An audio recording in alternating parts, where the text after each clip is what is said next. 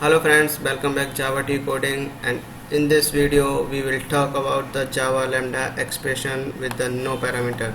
In last video I have already explained the Java Lambda expression, how we will write the in a simple way. So let's start.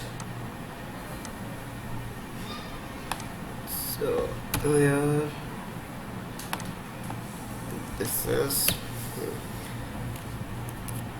this is the parenthesis. We are not passing any parameter. This is the lambda expression, and here is the body, and we are returning the string. Welcome to lambda expression. Right, this is returning the string, so we need to change in the functional interface, and here we will use the person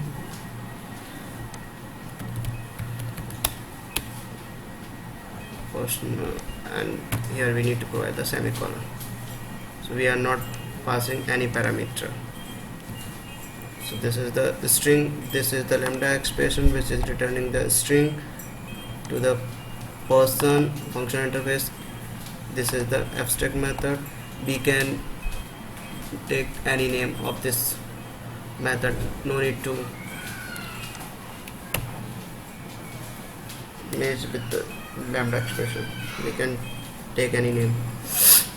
Now we will call that method p.say, and here we need to, let's run this. Now this is the result. Welcome to the lambda expression. So this is the example of the lambda expression with the no parameter. In the next video we will see the Java lambda expression with a single parameter. Thank you. Thanks for watching. If you like this video, please comment and subscribe.